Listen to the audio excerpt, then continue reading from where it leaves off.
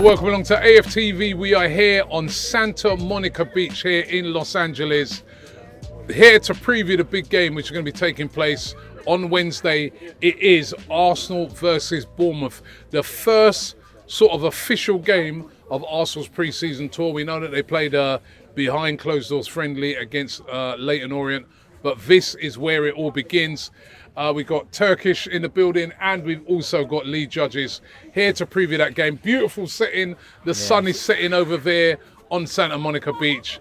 And yeah, you know what? It's great to be back here again, Turkish. Yeah. And what's your feelings ahead of that game?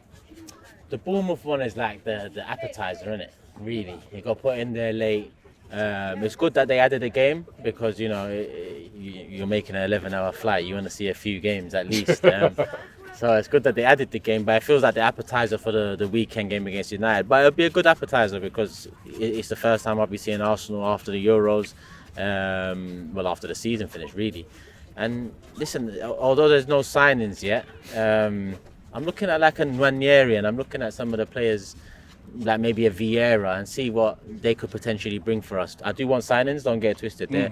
You know, I'm not relying upon them this season, that's for sure. But there's enough in the game for me to be excited about it. First time at that stadium too, because we went so far last year, an amazing stadium. But I also like the fact that this one's at Dignity Health, I believe, isn't it? Yeah. So it'll be good to see that stadium, reconnect with the American fans again. It's an all-round coming here now. This is third year in a row.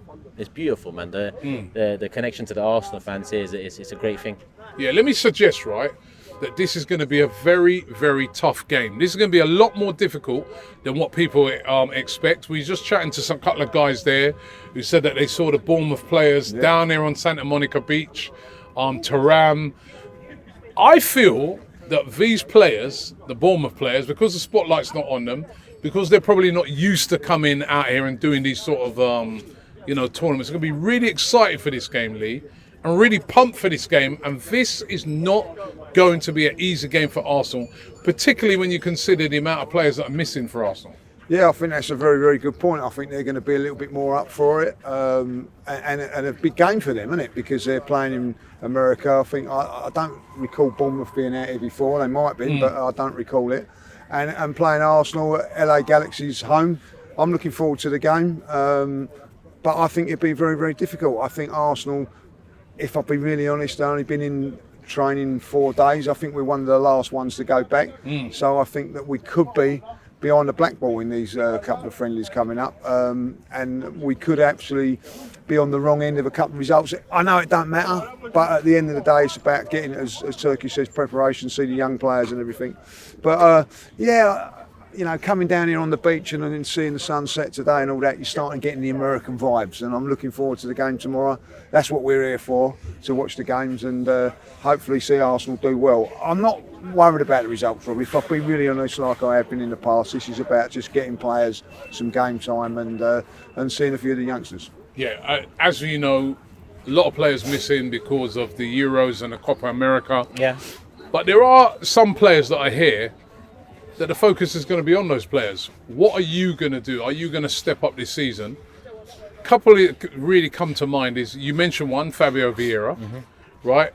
Gabriel Jesus, who's had a lot of injuries, and Thomas Partey. You know, true. Declan Rice has played a load of games.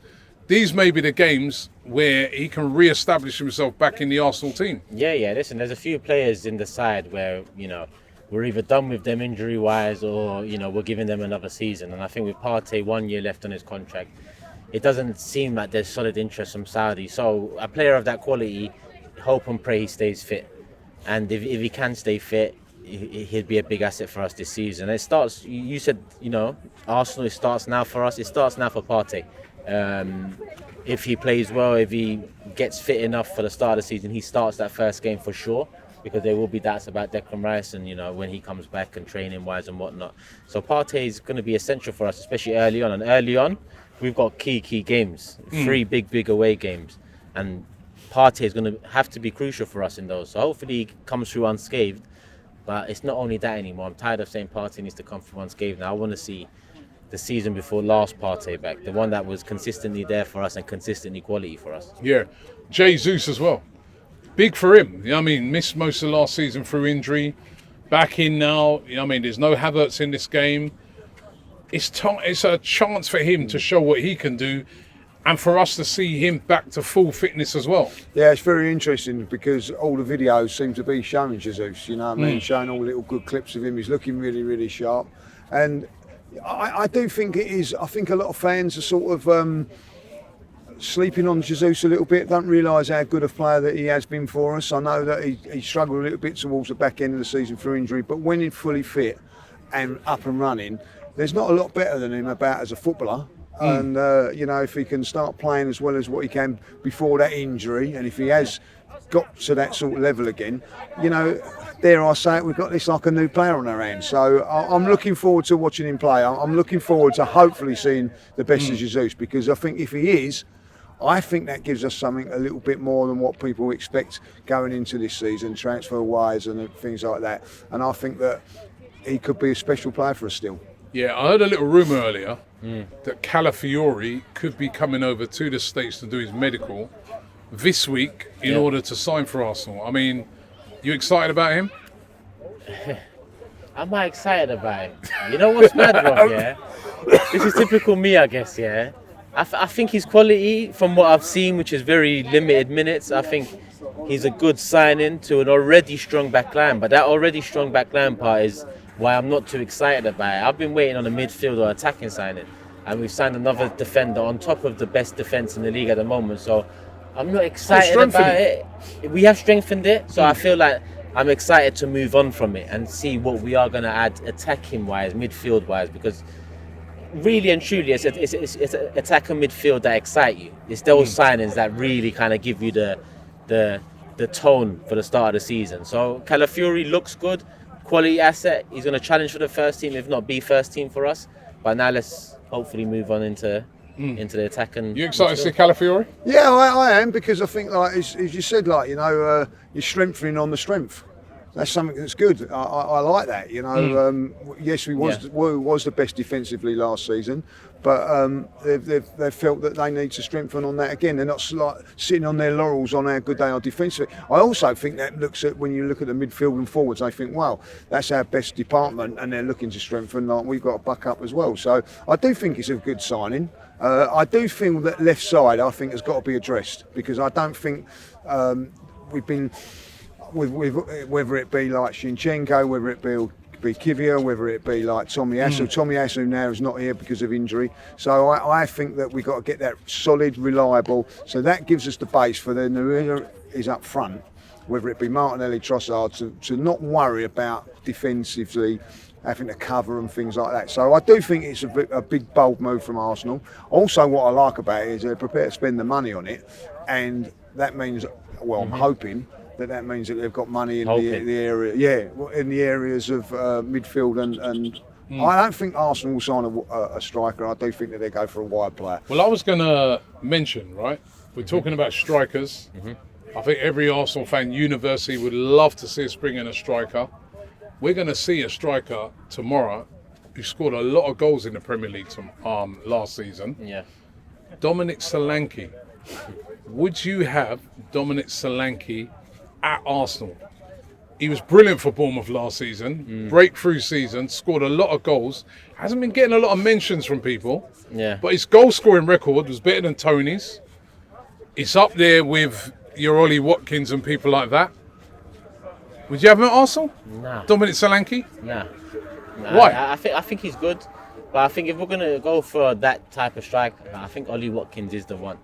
I think Ollie Watkins is better all round. Right, but he'd be a lot more money, be harder to get because he's at Aston Villa. Yeah, but somebody like a Dominic Solanke, if the right offer was put in, which I'm told around £60 million, they probably deal. Listen, you know what Dominic Solanke is? When you look at the options we've got a Jesus that's pretty inconsistent now because of the knee injury. Yeah, let's be honest about it. Quality on his day, for sure, one of the best footballers we have on his day. But how many days has he got left? Fingers crossed he has many.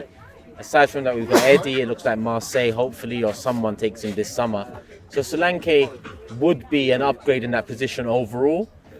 But I think, surely that isn't the piece that the striking position needs. It's just not.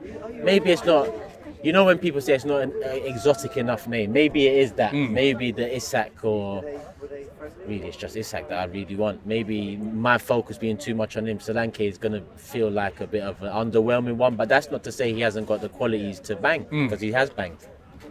What about you, Dominic Solanke? Listen, I think he's a good player, but not for me. I think you've got to be looking at, if you're going to Goal scoring record is brilliant last season. It's good, but you know, Kai Havertz done the business from January to May, so you've got to look at it. He scored more than Havertz, though. Did he what, from January to May? I don't think so.